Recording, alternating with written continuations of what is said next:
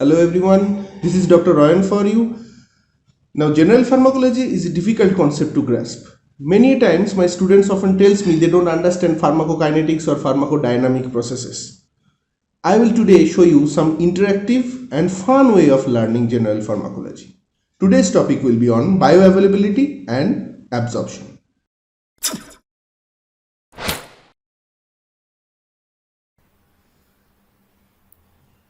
Okay, now we are in the interface of this simulation, right? This simulation is showing the bioavailability.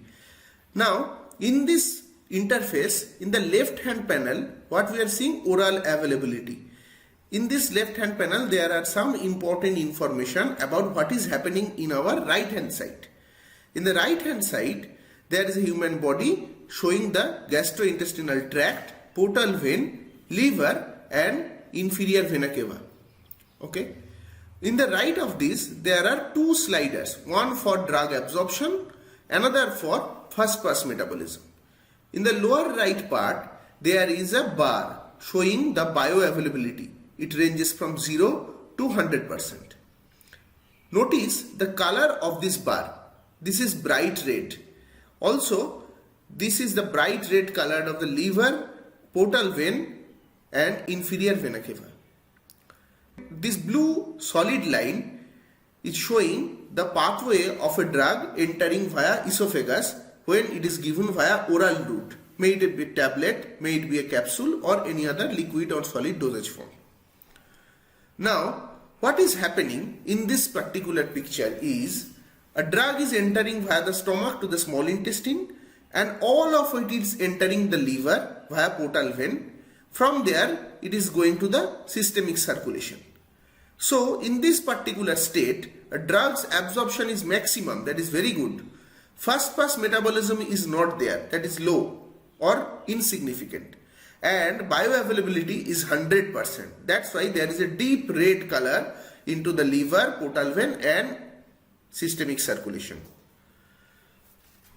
Now, we know the bioavailability is defined by the rate and extent of a drug that reaches the systemic circulation in an unchanged form. So from here to here. Now bioavailability is determined by so many factors. We can classify them into two major types. Some factors determines the drug absorption part. Like example is lipid solubility of the drug. As the GI tract's absorption membrane is lipid in nature, so if the drug is lipid soluble, it can be absorbed from the GI tract into the portal vein. Another important factor is size of the particle of the drug. The more fine the particle size of the drug is, more is the amount of absorption. Another one is pH. If the drug is basic, it will absorb from an alkaline medium more and will be less absorbed from an acidic medium and vice versa. So there are so many factors that controls this drug absorption part. On the other hand, another important factors that controls bioavailability is first pass metabolism. Now this first pass metabolism is what?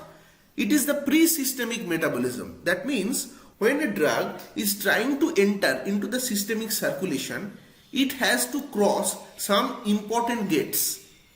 These gates are situated either in the gut wall from where it is getting absorbed or most importantly in the liver. After that, it can enter the systemic circulation. Now, this first pass metabolism is actually when a drug, while trying to enter to the systemic circulation, getting metabolized beforehand, early metabolization at these gates. Some drugs gets metabolized at the level of gut, like tyramine and many other drugs. Some drugs also getting first pass metabolism at the level of liver. This is the most important part. Many of the important drugs is getting first pass metabolism at liver.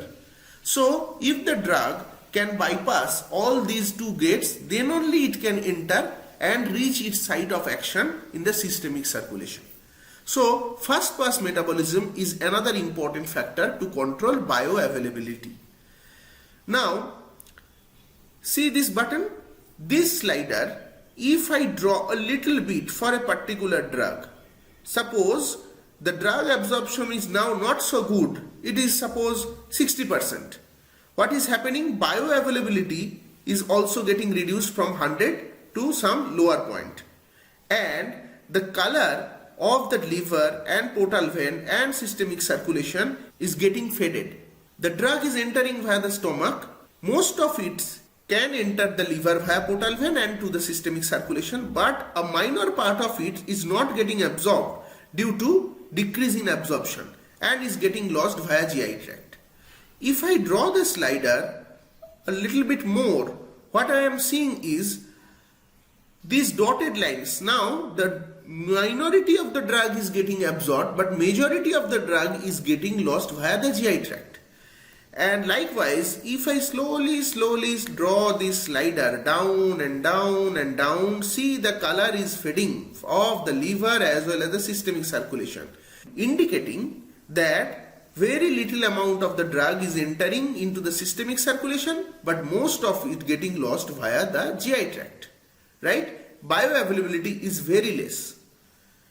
Okay, so if I draw this slider up to the lowest in part, there is 0% bioavailability. That means all of the drug is now getting lost via the GI tract because drug absorption is least.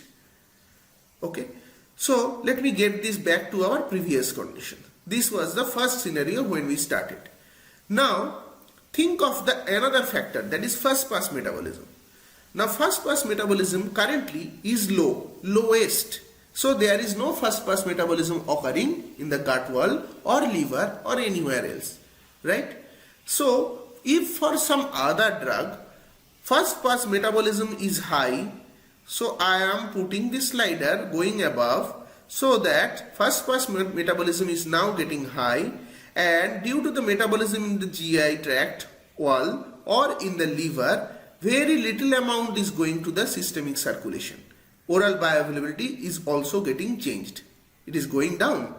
So if for some drug the first pass metabolism is too high, then you see that there is very little, almost negligible amount of drug is entering the systemic circulation. So what I am trying to say is these two factors, one is drug absorption and another one is first pass metabolism, is controlling our bioavailability. Let us move to our next module, which is focusing on first pass metabolism. Here we can see that drug is getting absorbed from the gut wall via portal vein to the liver to the inferior vena cava, that is systemic circulation. Now what we are seeing in the right hand side, these two sliders, one for gut wall metabolism, another for hepatic metabolism and oral bioavailability is depicted by this red bar. Now what is happening in here, that if for some drug this gut wall metabolism is very low and hepatic metabolism is also very low, that means whole of the drug is getting absorbed to the liver and from there to the inferior vena cava, and oral bioavailability is 100%. Now if I move the slider, that means if I increase the gut wall metabolism of the drug a little bit, see what we are seeing, there is bright red color of the gut. That means drug is reaching to the gut to the full concentration, but there is pale red color in the liver as well as systemic vena cava. That means a minor amount of drug is entering the liver and from there to the systemic circulation, thereby reducing the oral bioavailability. If we again increase the hepatic metabolism to suppose up to this point, so there is further decrease into the systemic concentration of the drug and bioavailability.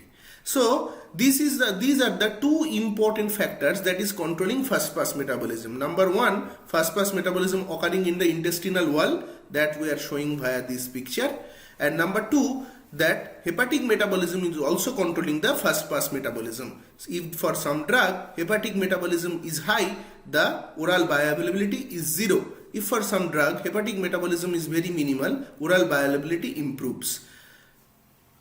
Examples of the drugs having high gut wall metabolism, that is high first pass metabolism at the level of intestine, are salbutamol and tyramine, clonazepam, sex hormones, etc. Example of the drug having high first pass hepatic metabolism are so many. Most importantly, glyceryl trinitrate, morphine, pentazocine and other opioid analgesics as well as isoprenaline. Coming to the concept of area under curve or AUC. What is AUC? AUC is the total amount of the drug in the systemic circulation. Now when a drug is given via oral route, first it passes through the absorption part, then it follows the first pass metabolism, then it enters the blood or systemic circulation. When a drug is given via IV route, it bypasses all these steps. So it directly goes into the systemic circulation. That is why area under curve for the IV route is maximum. That is, bioavailability is considered 100% for a drug which is given via IV route.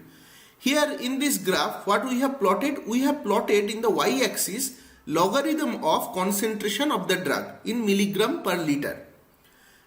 So it is the concentration of drug in our systemic circulation that has been plotted as a logarithmic scale in the y-axis, and we have kept time in the x-axis. Now what we are seeing, for a drug which is given via IV route, area under curve shows like this. This is AUC IV. But when a drug is given via oral route, the AUC differs. Now this AUC goes up, peaks at a time, then comes down to the baseline. Now the bioavailability is determined by this formula F. F equals to area under curve when the drug is given via per oral divided by area under curve when the drug is given via IV. Here in this slider, if we decrease or increase the bioavailability of the drug, there is considerable change in the shape of the area under curve per oral. Let us see. If we decrease the oral bioavailability, see how the curve of the AUC is going down. It is flattening and it ultimately becomes very less. But see that AUC for IV remains the same because it has 100% bioavailability.